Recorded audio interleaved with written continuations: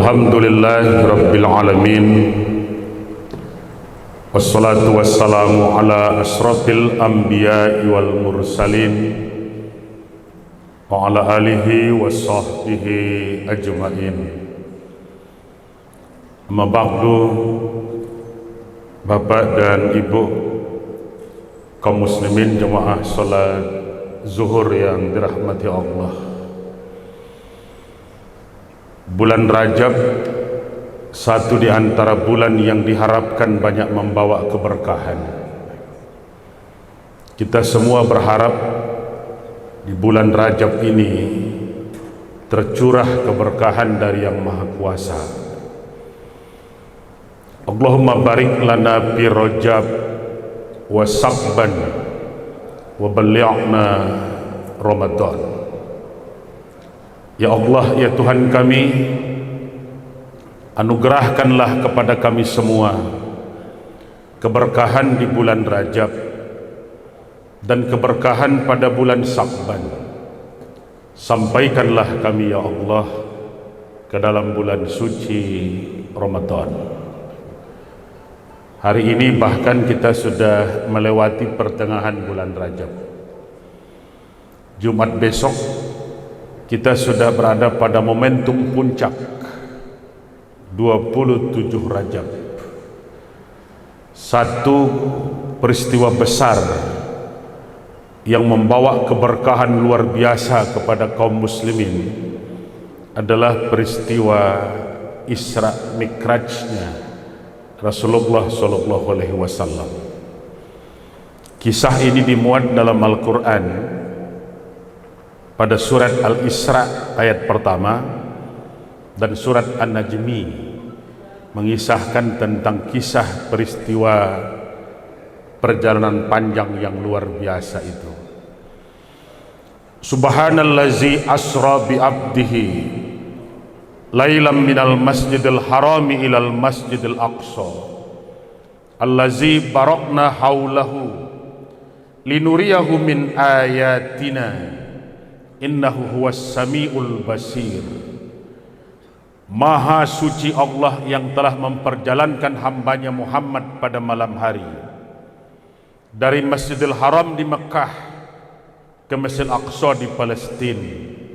Allazi barakna haulahu, yang kami berkahi sekelilingnya.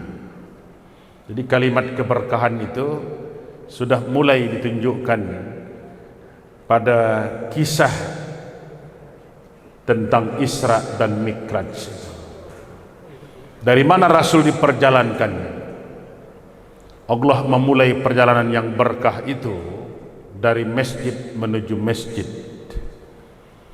Masjidil Haram ke Masjidil Aqsa, tempat solat ke tempat solat, tempat sujud ke tempat sujud. Inilah jalan yang akan membawa keberkahan.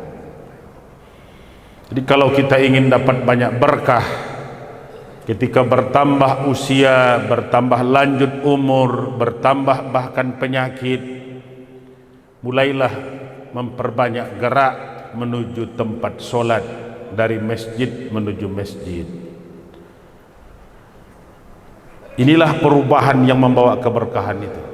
Karena banyak orang ketika usianya makin bertambah, tubuhnya bahkan makin lemah, sakitnya makin banyak, jalannya masih itu ke itu juga, baru lapau ke lapau, kadai ke kadai, toko ke toko, pasar ke pasar, kafe ke kafe, restoran ke restoran, kantor ke kantor.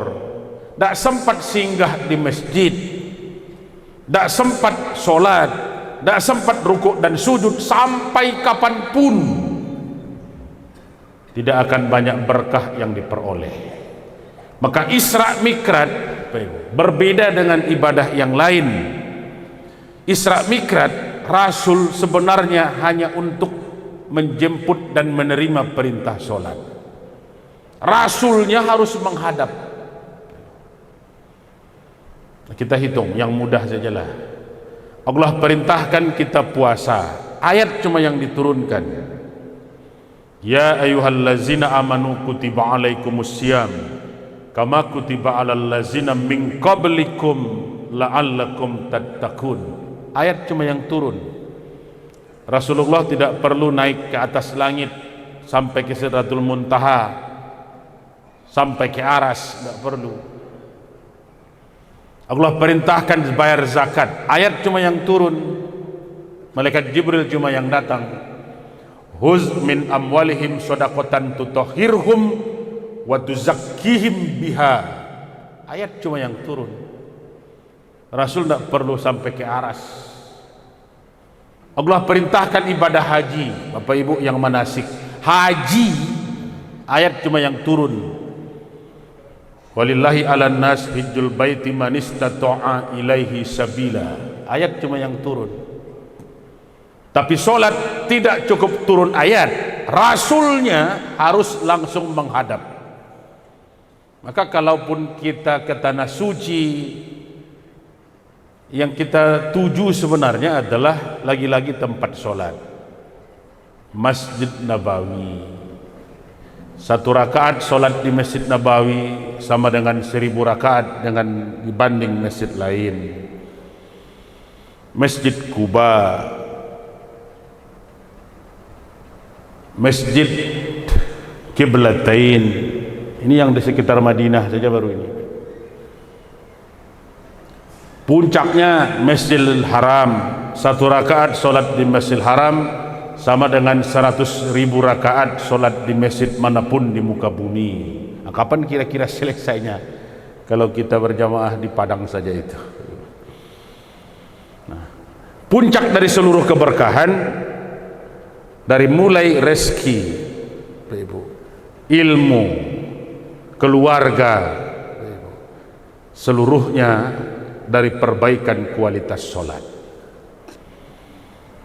Maka ketika Rasul dahulu mengucapkan kalimat dalam hadis, latuftahannal Konstantiniyah pala nikmal amiru amiruha wala nikmal jaisu zalikal jaisu. Konstantinopel itu nanti akan ditaklukkan oleh umatku.